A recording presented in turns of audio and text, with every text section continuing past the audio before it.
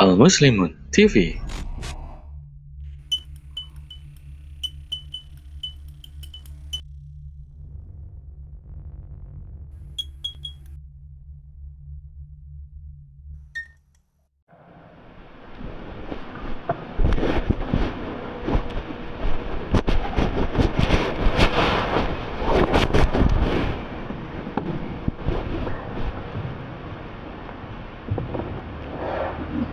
Bismillahirrahmanirrahim. Assalamualaikum warahmatullahi wabarakatuh. Alhamdulillahilladzi nazzala 'alaina al-Qur'ana hudan lin-nasi wa bayyinatin minal huda wal furqan. Asyhadu an la ilaha illallah wa asyhadu anna sayyidana Muhammadan 'abduhu wa rasuluh. Allahumma lakal hamdu hatta tarda wa lakal hamdu idza radita wa lakal hamdu ba'da ridha. Allahumma salli wa sallim wa barik ala sayyidina Muhammadin wa ala alihi at-tayyibin at-tahirin wa ala azwajihi ummahatil mu'minin wa dhurriyyatihi wa ummatihi ila yaumiddin, amma ba'd. Bapak Ibu rahimakumullah, alhamdulillah kita bisa bertemu kembali pada hari ini. Lama sekali saya tidak ke Masjid Al Muslimun ini. Alhamdulillah senang sekali melihatnya, jamaahnya tambah banyak, tambah makmur, mengikuti perkembangan fisiknya.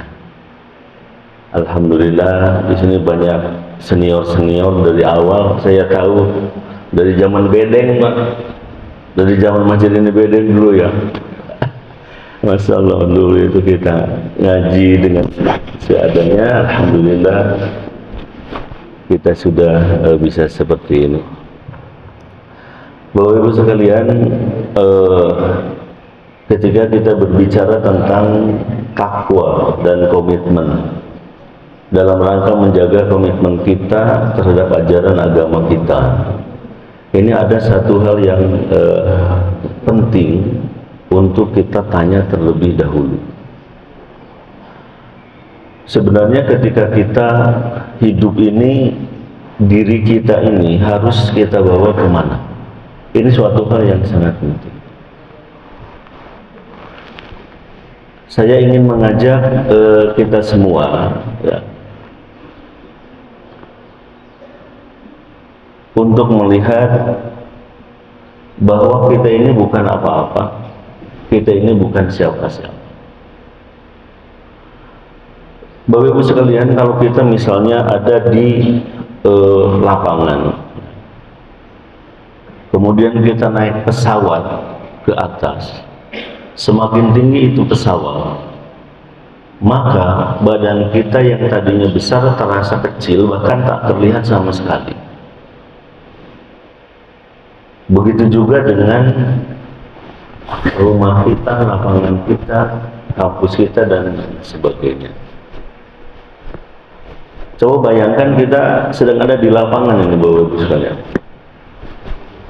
Anggap saja ini kita pakai kacamata, sepatu baru, kita akan naik ke atas. Kita sudah mulai bergerak ke atas, Bapak Ibu sekalian.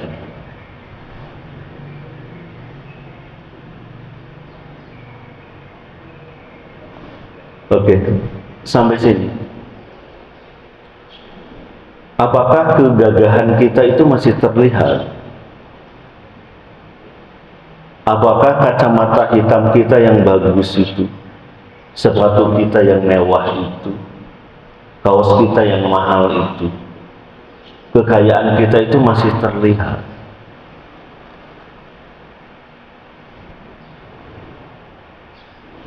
Apakah mancungnya hidung kita itu masih terlihat? Bahkan kalau kita ditanya, kita itu tadi ada di mana, kita akan sedikit kesulitan di sini atau di mana. Padahal kita baru terbang hanya berapa ratus meter saja dari permukaan bumi ini. Kalau kita teruskan naik,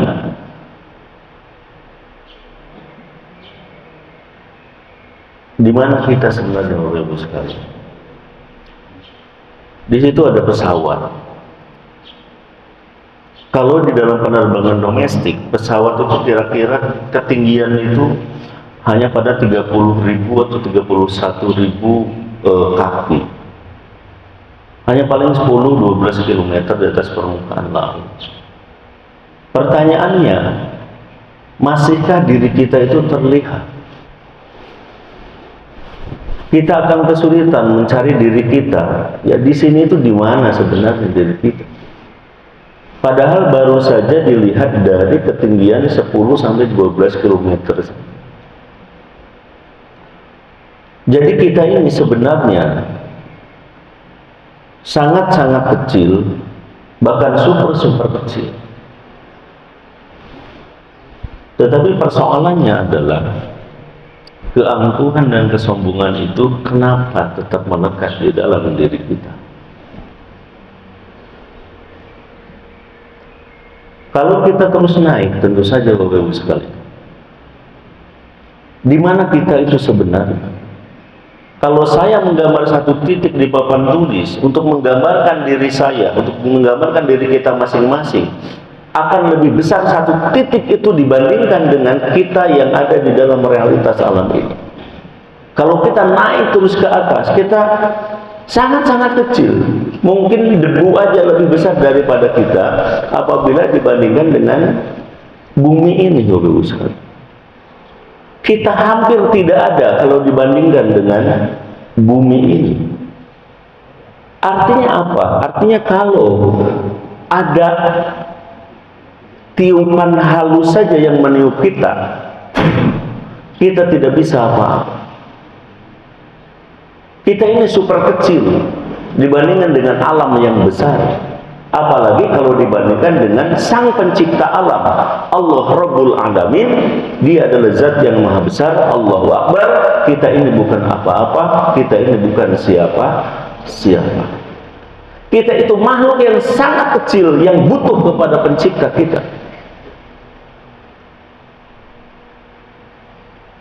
Tetapi persoalannya adalah mengapa kita yang dibandingkan dengan bumi saja hampir tidak terlihat, sangat-sangat kecil, apalagi dibandingkan dengan alam semesta raya.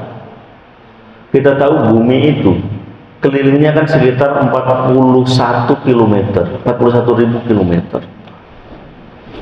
Kalau bobotnya dihitung itu adalah 60.000 juta ton. Kita dibandingkan dengan bumi itu tidak ada apa-apanya. Satu debu aja mungkin masih mending itu. Dan bumi dibandingkan dengan alam semesta itu juga sama seperti satu debu dibandingkan dengan alam raya ini. Jadi kita ini kalau kita lihat Bapak Ibu sekalian itu bukan apa-apa dan bukan siapa-siapa. Jadi kenapa kita petantang-petenteng di hadapan sang pencipta zat yang maha besar? Salah satu bentuk petantang-petenteng kita adalah kalau disuruh melaksanakan kewajiban susahnya bukan main. Disuruh sholat ditunda-tunda, disuruh membaca kalamullah, disuruh membaca Al-Quran, nanti lagi. Disuruh untuk mendidik anak sesuai dengan Islam, diabaikan. Disuruh untuk menjadikan ajaran Islam sebagai landasan kehidupan, juga tak diperhatikan.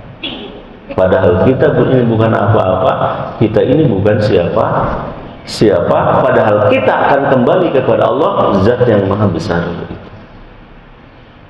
Ini adalah suatu hal yang penting untuk kita sadari betul, Bapak Ibu kekasih Allah Subhanahu wa Ta'ala. Jadi kita ini adalah bukan apa-apa, kita ini bukan siapa-siapa. Itulah diri kita yang sebenarnya. Kita ini adalah super kecil. dan kita akan kembali kepada Allah, Zat yang Maha Besar. Diri yang lemah, diri yang kecil, diri yang serba tidak mampu harus siap menghadap Allah Subhanahu wa Ta'ala, Zat yang Maha Besar.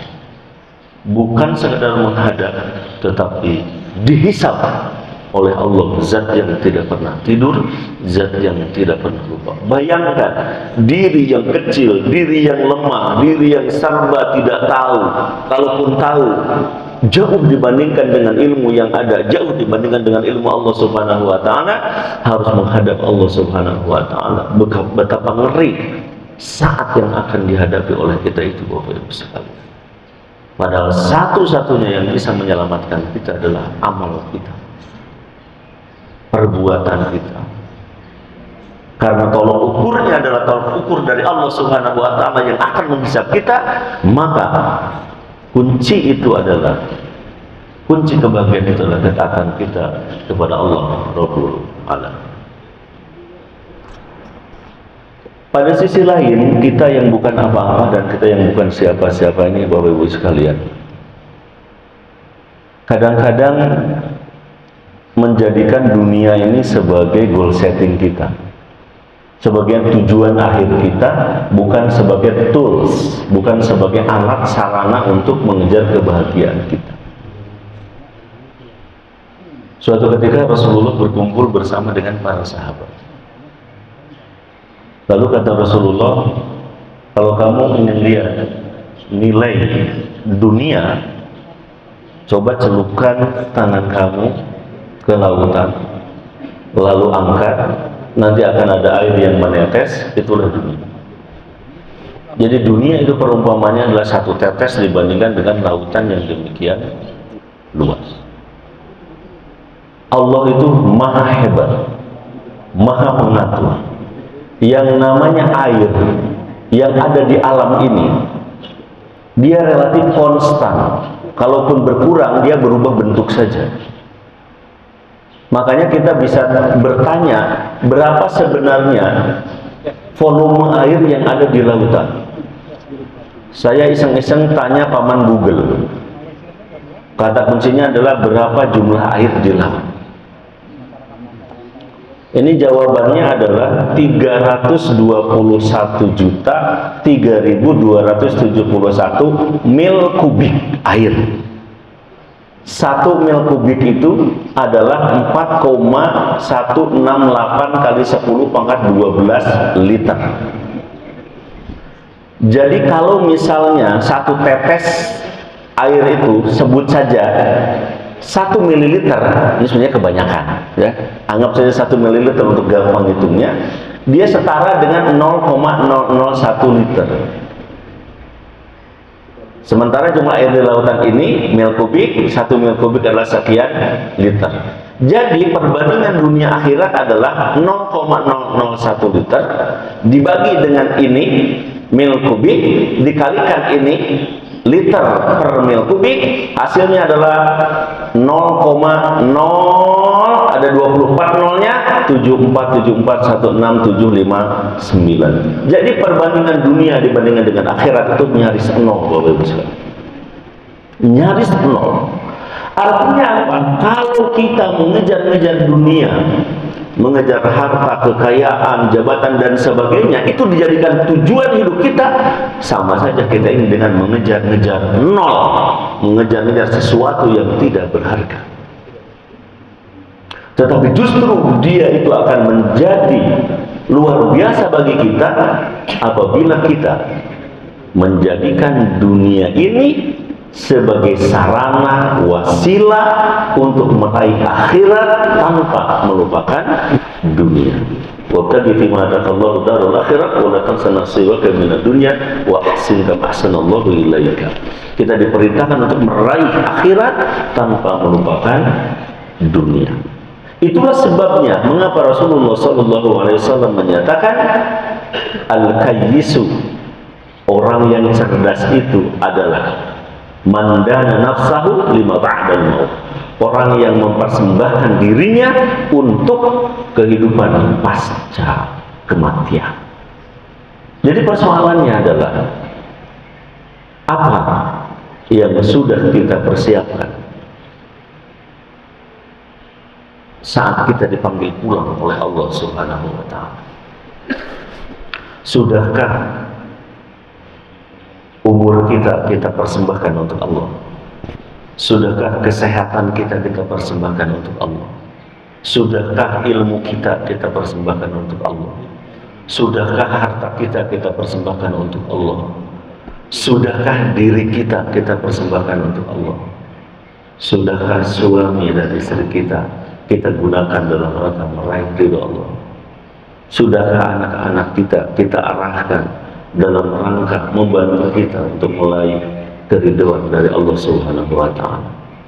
Sudahkah mobil kita, motor kita gunakan dalam rangka mendapatkan keridhaan dan berkah dari Allah Subhanahu wa Ta'ala? Sudahkah kedudukan kita gunakan untuk meraih ridha Allah Subhanahu wa Ta'ala? Sudahkah ini, sudahkah itu dalam rangka mendapatkan ridha Allah, dalam rangka mendapatkan keberkahan dari Allah Subhanahu wa Ta'ala? Jadi dunia adalah tools, alat untuk mendapatkan kebahagiaan di akhir. Ini adalah suatu hal yang penting yang harus betul-betul kita pegang ketika kita menjalani hidup ini, karena waktu memang terus berlalu. Bapak Ibu, ketika kita berbicara tentang ketaatan, ketika kita berbicara tentang kepatuhan, ketika kita berbicara tentang perjalanan hidup, maka ada satu yang akan kita hadapi, yaitu apa? Waktu. Ada waktu yang masa lalu, al-madhi, ada waktu sekarang, al-halu atau al-an, dan ada waktu yang akan datang atau al-mustaqbal. Di dalam kitab Ihya Ulumuddin dikatakan, Imam Al-Ghazali menyatakan bahwa hidup ini hanya satu nafas. Ini saking dalamnya. Hanya satu nafas. Yang sebelumnya sudah berlalu, yang akan datang belum tentu dijalani. Yang sudah pasti bisa kita manfaatkan adalah sekarang ini, nafas yang sedang kita miliki sekarang. Jadi ternyata nafas itu sangat pendek, hidup itu sangatlah pendek. Ada dulu, ada saat ini, dan ada hari esok. Ketika kita berbicara dulu, saat ini, dan hari esok, orang berbicara waktu. Dan Allah menyatakan bahwa orang melewati waktu itu adalah rugi. Wal asri innal insana lafi khusrin illa alladzina amanu wa amilus salihati wa tawassaw bil haqqi wa tawassaw bis sabr. Seluruh yang melewati waktu itu adalah rugi kecuali dia beriman, dia beramal soleh, dan dia berdakwah, yakni saling menasihati di dalam kebaikan, di dalam kesabaran. Itu kata kunci. Ketika berbicara waktu, orang akan berbicara detik, orang akan berbicara menit, orang akan berbicara jam, orang akan berbicara hari, orang akan berbicara minggu, orang akan berbicara bulan, orang akan berbicara tahun. Ketika berbicara tahun, orang akan berbicara tahun baru, tapi tidak pernah berbicara bulan baru, tidak pernah berbicara jam baru, minggu baru, tidak pernah berbicara menit yang baru, tidak pernah berbicara detik yang baru. Padahal hidup ini, waktu itu adalah penggalan-penggalan kecil, detik per detik. Oleh karena itu, kalau kita melihat hal seperti ini, maka sejatinya ketika kita berbicara tentang tahun baru, itu biasa-biasa saja. Kenapa? Karena dia hanya sekedar peralihan waktu. Apalagi kalau kita berbicara tahun baru Masehi. Saya sederhana saja. Apakah kalau kita berbicara tahun berarti berbicara sekedar waktu? Bisa iya, bisa tidak. Kalau kita hanya melihat dari segi pergeseran, ya, dari bulan yang satu ke bulan yang lain, itu iya. Tapi kalau pergeseran waktu itu dihubungkan dengan akidah yang bukan dari Islam, maka itu bukan sekedar masalah waktu. Itu adalah masalah keyakinan. Kalau kita lihat faktanya, kalau orang mengucapkan tahun baru Masehi, sekarang kita di tanggal 30 ini, besok malam biasanya ramai. Itu kalau mengucapkan selamat tahun baru itu nggak pernah sendiri, mesti bilang selamat Natal dan tahun baru, Merry Christmas and Happy New Year. Mesti itu bergabung. Artinya apa? Artinya Natal itu tanggal lahirnya, tahun itu dianggap sebagai tahun pertama kelahiran ya Yesus, yang menurut keyakinan umat Kristiani itu ya. Sementara kita berbeda pandangan tentang Nabi Isa dengan Yesus dengan keyakinan kaum Kristiani.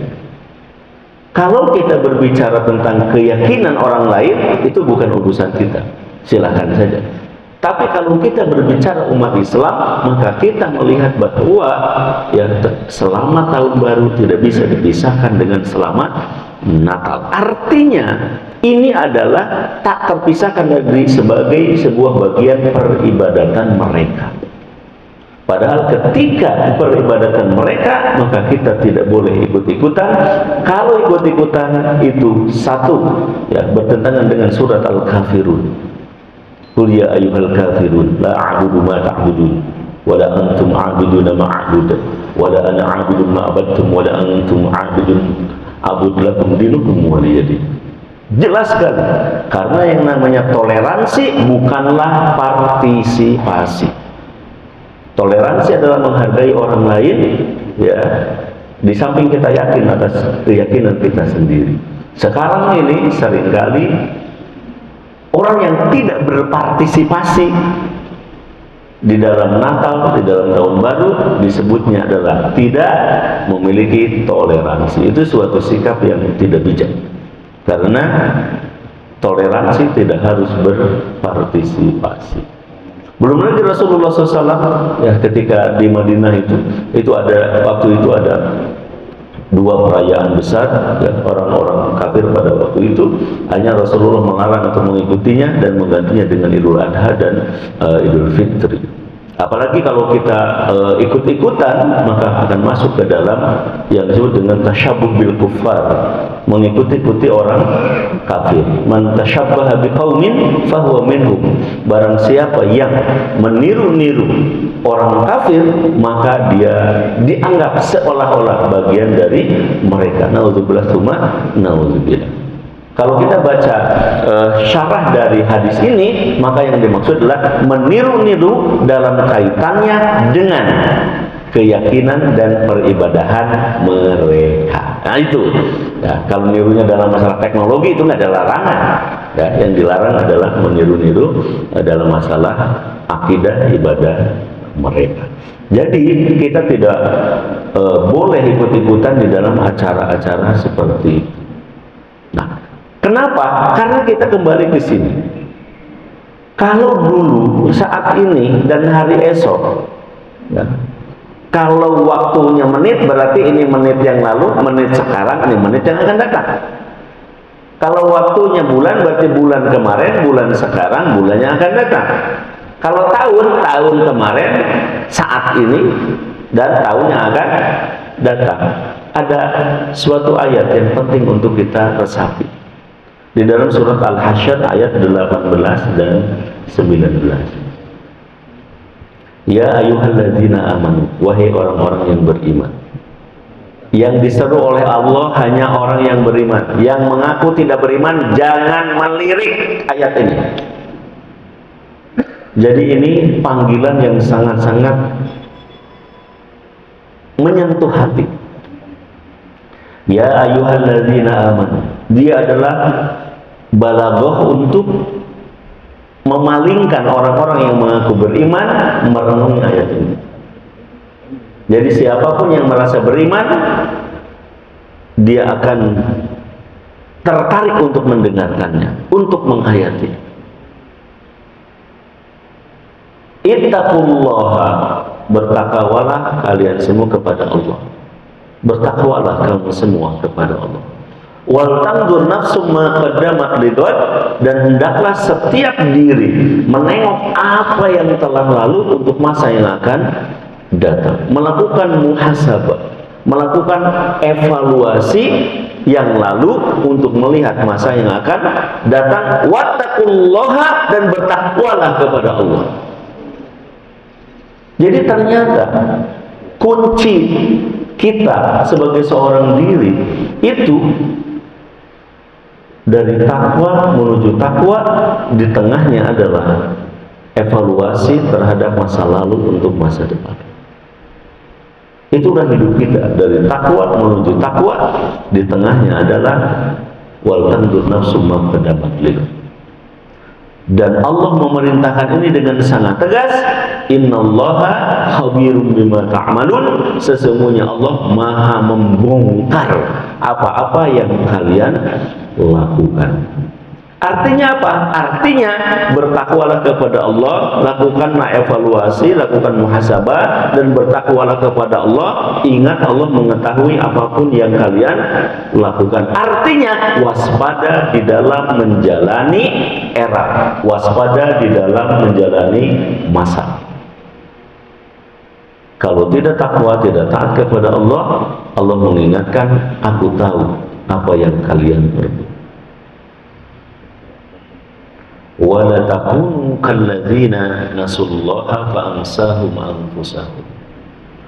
Dan janganlah kamu seperti orang-orang yang merupakan Allah, yang karena mereka merupakan Allah, maka Allah menjadikan mereka lupa pada diri mereka sendiri. Kalau kita lupa kepada Allah, Allah akan menjadikan kita lupa, bukan hanya kepada Allah, tapi lupa kepada diri sendiri. Yang dirinya kecil merasa besar, yang dirinya punya ilmu sedikit merasa paling berilmu, yang dirinya pun bukan apa-apa, bukan siapa-siapa, melainkan merasa paling kuasa, sok kuasa. Yang merasa hidup, yang sebenarnya hidup di dunia sebentar, dia lupa bahwa ya, yang sebentar itu akan menentukan kesuksesan nanti di akhirat. Dia lupa bahwa ada hidup yang hakiki setelah dunia ini. Nauzubillah, tsumma nauzubillah, ulaika humul fasiqun. Kalau orang melakukan seperti itu, mereka adalah termasuk orang yang fasik. Jadi ketika kita melewati pergantian waktu, baik itu detik ke detik, minggu ke minggu, dan seterusnya, maka kita harus kembali kepada takwa kepada Allah, kemudian evaluasi, dan ujungnya adalah takwa kepada Allah Subhanahu wa Ta'ala kembali. Hanya dengan cara seperti ini kita akan mendapatkan berkah. Berkah itu adalah ziyadatul khair, bertambahnya kebaikan. Harta yang berkah adalah harta yang mendatangkan banyak kebaikan. Jabatan yang berkah, gelar yang berkah adalah jabatan dan gelar yang bisa membawa kebaikan.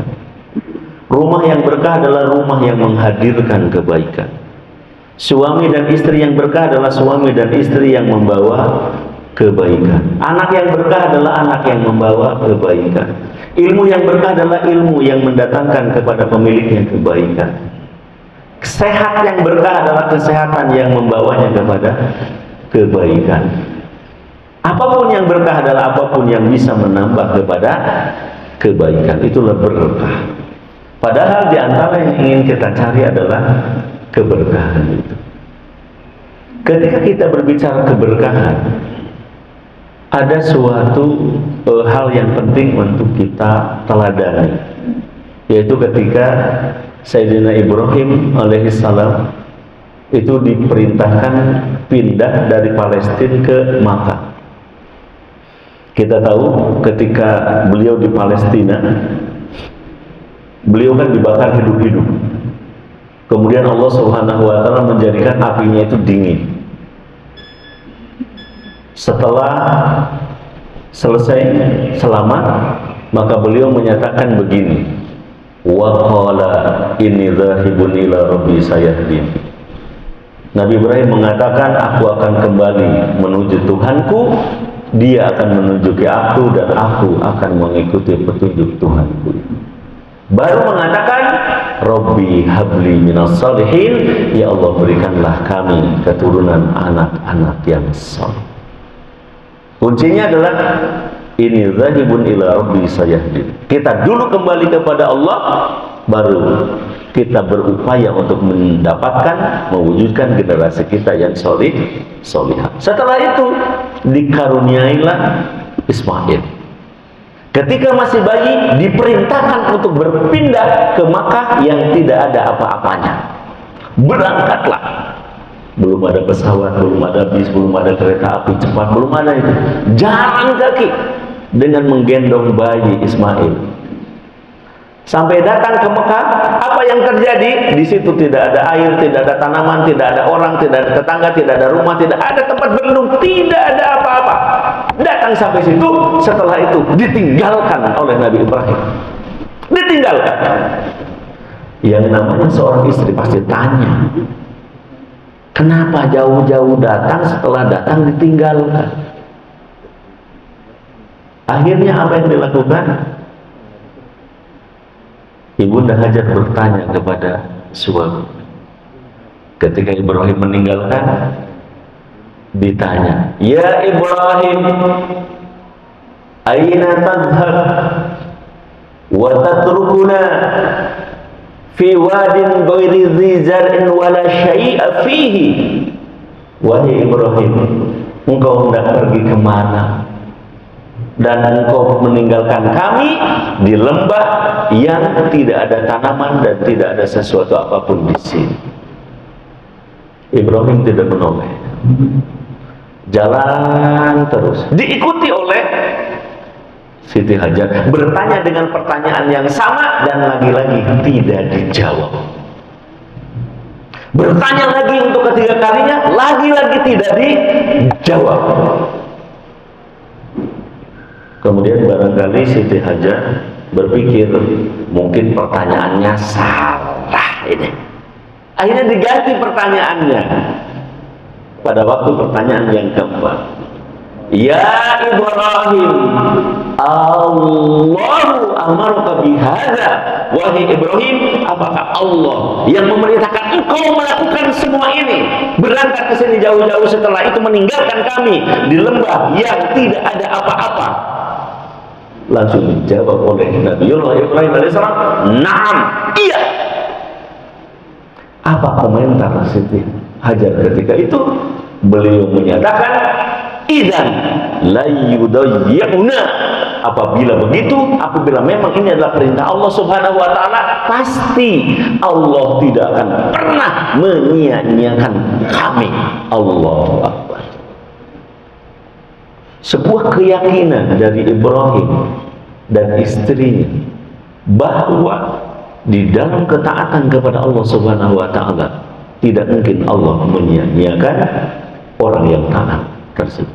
Habis itu Ibrahim berangkat, nanti suatu ketika kembali lagi ke sana. Kemudian Siti Hajar hidup di tempat yang tidak ada apa-apanya itu.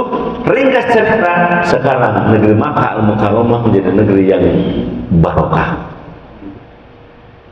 Jadi kunci dari keberkahan adalah ketaatan. Rasulullah SAW itu menegaskan bahwa ya, ada satu hadis qudsi yang diriwayatkan oleh Imam Ahmad. Allah berfirman di dalam hadis qudsi itu, "Idza uti'tu raditu wa idza raditu baraktu wa laisa li barakati nihayah." Jika aku, kata Allah, ditaati, maka aku akan ridho kepada dia. Jika aku ridho kepada seseorang, aku akan berikan berkah kepada orang tersebut, dan berkahku itu adalah unlimited. Berkahku itu adalah tiada batas. Jadi kuncinya keberkahan itu adalah TRB. T-nya adalah taat, R-nya adalah ridho kepada Allah Subhanahu wa taala, B-nya adalah berkah. Kalau kita taat, Allah akan ridho. Kalau Allah ridho, Allah akan memberikan berkah. Kalau berkah, insya Allah apapun yang diberikan oleh Allah akan membawa kebaikan kepada kita semua. Jadi menurut saya, kita di dalam momen apapun, termasuk di akhir tahun dan di awal tahun ini, harus fokus ke sini. Resolusi kita harusnya adalah makin menjadi orang yang takwa dan patuh kepada Allah Subhanahu wa taala dalam rangka mendapatkan keberkahan dari Allah Subhanahu wa taala. Jadi iman adalah kunci dari keberkahan. Para ulama salah satunya adalah di dalam kitab Jami'ul Kabir, Imam As-Suyuti itu menuliskan doa awal tahun dan akhir tahun. Hanya biasanya ini dibacanya pada tahun Hijriah. Ini pada tahun Hijriah. Jadi pada hari terakhir di Maghrib membaca doa akhir tahun, kemudian setelah Maghrib ya membaca doa awal tahun. Itu tahun Hijriah. Bagaimana kalau tahun Masehi seperti sekarang ini? Kalau berdoa mau bisa kapan saja. Jadi doa ini kalaupun dibaca tidak ada masalah. Hanya memang harus dianggap sebagai dosa yang doa yang umum saja. Ya. Allahumma ma'amiltu bihadhihi sanati mimma nahaitani anhu wa lam turduhi wa nasitahu wa lam tansahu wa halamta alayya ba'da qudratika ala kububati wa da'awtani ila taubati ba'da jur'ati ala ma'asiyati.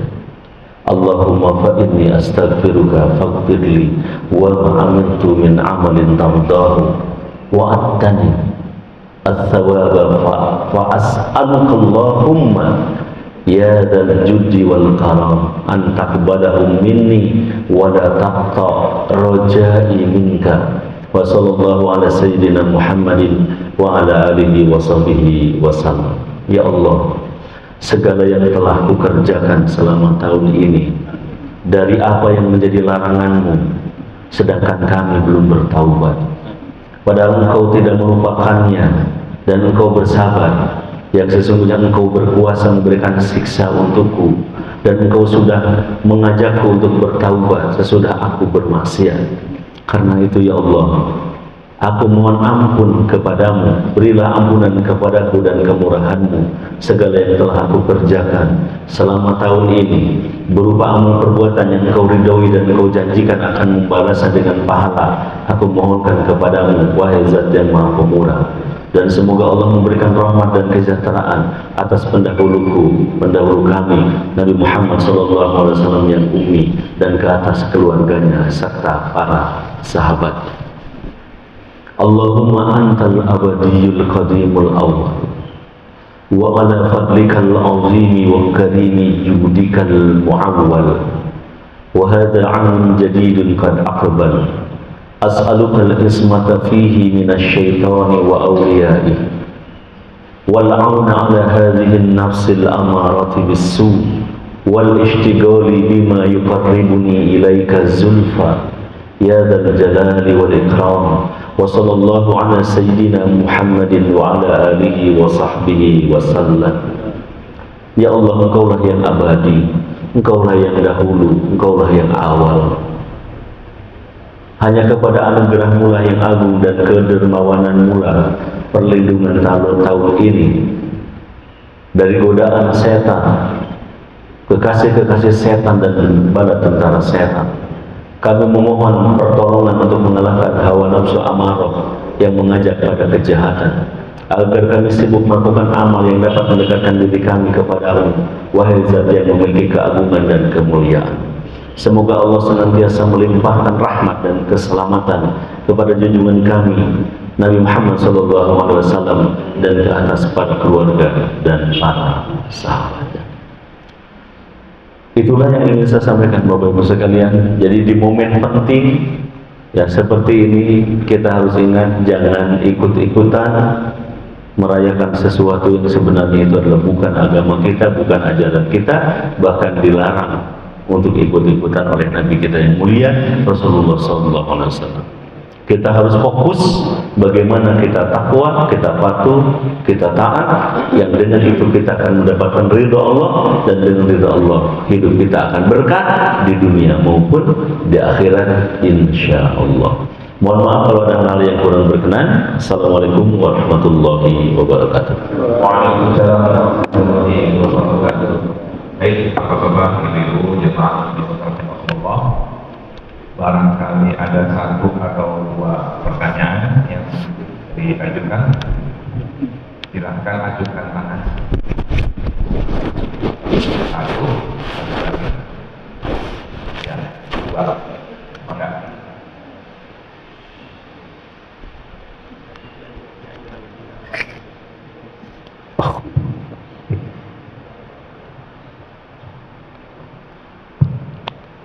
Assalamualaikum warahmatullahi wabarakatuh. Waalaikumsalam warahmatullahi Pak Ustadz, di awal uraian Pak Ustadz tadi, Pak Ustadz menyampaikan angka-angka yang sangat detail sekali Pak Ustadz dari Mbah Google.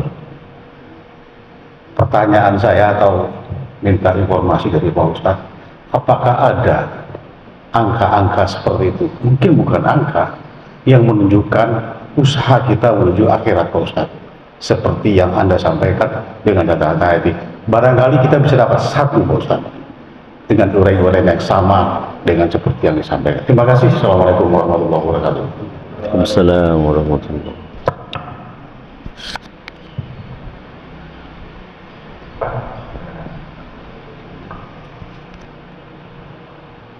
Bismillahirrahmanirrahim. Assalamualaikum warahmatullahi wabarakatuh. Waalaikumsalam warahmatullahi wabarakatuh.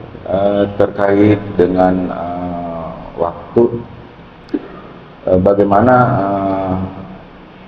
pada saat Rasulullah, contohnya misalnya ada ulang tahun dan lain-lain, di zaman Rasul seperti apa treatmentnya gitu ya. Itu aja mungkin. Terima kasih. Wassalamualaikum warahmatullahi wabarakatuh. Assalamualaikum warahmatullahi wabarakatuh.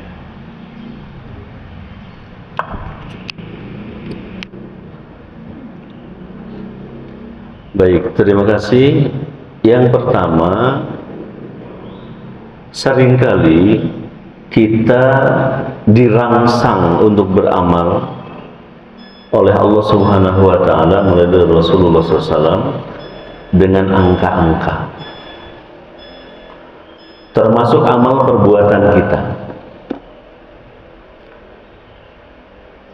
Salah satunya misalnya adalah sholat subuh. Sholat subuh itu pertama dikatakan bahwa yang namanya sholat fajar, sholat subuh, kana lahu masyhuda. Sholat subuh itu disaksikan oleh para malaikat. Yang kedua, sholat subuh itu diperintahkan oleh Rasulullah sekalipun harus merangkak. Sholat subuh di masjid sekalipun merangkak. Dan yang ketiga, sholat subuh lebih baik daripada dunia dan seisinya.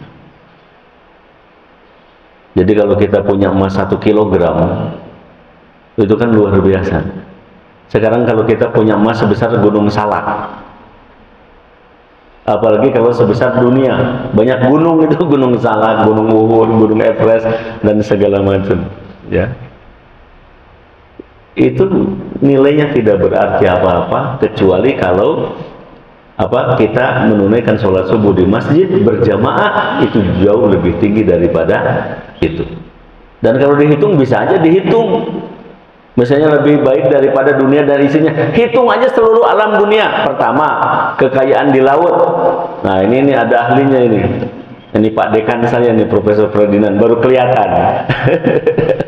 Mohon maaf.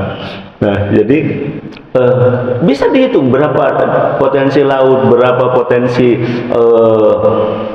hutan, berapa potensi perkebunan, berapa potensi barang tambang, bisa dihitung. Nah, sholat subuh lebih banyak daripada segitu.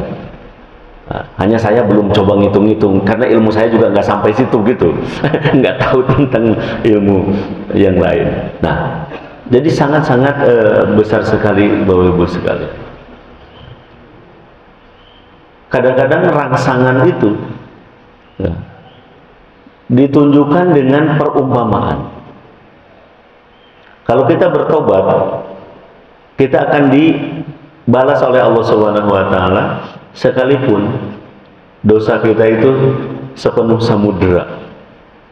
Coba bayangkan, kita ini paling 60 kg bobot kita, atau misalnya kalau saja yang agak gemuk kayak saya ini 82 kg gitu, ada lagi yang gemuk lagi kadang-kadang 100 kg ya, membawa dosa sebanyak samudra. Artinya itu jauh lebih banyak dosanya, melingkupi diri seseorang itu samudra. Jadi diri kita dilimputi oleh dosa sebanyak samudra. Lalu datang kepada Allah Subhanahu wa taala ya, sebelum sakaratul maut tiba, insya Allah akan diampuni oleh Allah Subhanahu wa taala. Itu kalau mau dikalkulasikan, tapi tidak harus selalu dikalkulasikan. Ya, yang penting Allah memerintahkan, kita laksanakan, insya Allah di dalamnya banyak barokah gitu. Karena kalau ngitung-ngitung kita nanti jadi sibuk ngitung-ngitung sambil kita pusing juga ngitung-ngitung gitu ya. Nah, itu dia di antaranya. Termasuk di dalam riwayat Imam Hadis Muslim itu, kalau seseorang bertemu dengan orang lain, berkunjung ke orang lain lalu bertemu, maka Allah akan mengutus 70.000 malaikat untuk mendoakan orang itu. Jadi bertemu dengan orang lain ya, itu sama dengan mengundang malaikat mendoakan kita 70.000. Kalau bertemunya siang akan didoakan sampai malam, kalau ketemunya malam akan didoakan sampai siang. Allah luar biasa. Karena Allah tahu kadang-kadang kita ini inginnya yang kelihatan-kelihatan, makanya dirangsangnya seperti itu. Kira-kira begitu. Apa yang dilakukan oleh Rasulullah dan para sahabat ketika ulang tahun segala macam, itu tidak melakukan apa-apa, nggak melakukan apa-apa. Nah, lalu pertanyaannya, lalu kalau kita sekarang katakanlah hari lahir atau berganti tahun, apa tidak boleh kita berdoa? Ya boleh berdoa. Kenapa? Karena ada perintah ud'uni astajib lakum, berdoalah kamu semua kepada Allah, pasti aku mengabulkannya. Kapan diperintahkan berdoa? Ayat ini umum sekali, bisa kapan saja. Bisa sambil nyetir, bisa sambil habis sholat, bisa di mana saja berdoa. Berdoa kepada Allah Subhanahu wa ta'ala. Bisa pas anak kita lahir, bisa pas kita lahir, bisa pas mantenan, bisa pas besok mau nikahin anak, bisa doa, bisa di mana-mana. Gitu. Jadi sekalipun tidak ada contoh khusus dari Rasulullah, misalnya berdoa pas hari kelahiran atau pas pernikahan segala macam, tetapi ada perintah umum yang bisa kita lakukan kapan saja dan di mana saja. Termasuk misalnya melakukan muhasabah. Hasibu anfusakum qabla an tuhasabu. Hisablah diri kalian sebelum kalian dihisab. Ini bisa kapan saja. Bagus kalau punya kebiasaan muhasabah itu setiap malam. Ini tahadus binikmah. Bagus kalau sebelum tidur kita muhasabah dulu. Biasanya kalau kita mau tidur itu kan tidak langsung tidur. Biasanya kalau orang Sunda bilang ngelangu dulu, jadi diam dulu begitu, baru beberapa menit tidur. Nah, ketika itu coba kita lakukan muhasabah. Caranya bagaimana? Caranya adalah bayangkan ketika kita mulai bangun, apa yang kita lakukan? Bangun, aduh udah marah-marah, nah, ucapkan astagfirullahaladzim. Ketika bangun, aduh langsung wudhu, langsung sholat tahajud, alhamdulillah. Setelah itu baca Quran, alhamdulillah. Setelah itu WA, tetapi WA-nya ngamuk gitu misalnya ya, memarahi orang karena apalah gitu, astagfirullah. Terus sampai kita tidur kembali. Jadi setiap yang buruk kita ucapkan astagfirullahaladzim, setiap yang bagus kita ucapkan alhamdulillah. Itu dilakukan setiap malam, setiap sebelum tidur. Kalau ada keburukan, kita bertekad untuk meninggalkan dan kita taubati. Kalau ada kebaikan, kita mohon kepada Allah diberikan kemauan dan kemampuan untuk meningkat kebaikan yang kita lakukan, dan kita syukuri Allah telah memberikan kepada kita kemampuan untuk melakukan kebaikan tersebut. Bisa juga mingguan. Kapan mingguan? Muhasabah mingguan mah bagusnya hari Jumat. Hari Jumat. Makanya ketika kita Jumatan bagusnya datang agak awal. Nah, jadi menjelang kita nunggu azan itu, nah disitulah kita melakukan evaluasi selama seminggu. Nah, kira-kira seperti itu, ya, dan seterusnya. Apakah itu dilarang? Tidak ada larangan. Karena perintah untuk evaluasi diri, ya, termasuk di dalam ayat yang tadi, ya, wal tanzur nafsum ma qaddamat lighad, itu tidak ada batasan kapan. Kira-kira seperti itu. Terima kasih. Mohon maaf kalau ada hal-hal yang kurang berkenan. Baik, alhamdulillah kita di akhir acara pada pagi hari ini kita tutup agenda kuliah subuh kali ini dengan bersama-sama membaca doa kafaratul masjid. Bismillahirrahmanirrahim. Subhanallahumma wa bihamdika asyhadu an la ilaha illa anta astaghfiruka wa atubu ilaik. Kurang lebih mohon maaf, billahi taufiq wal hidayah. Wassalamualaikum warahmatullahi wabarakatuh. Waalaikumsalam.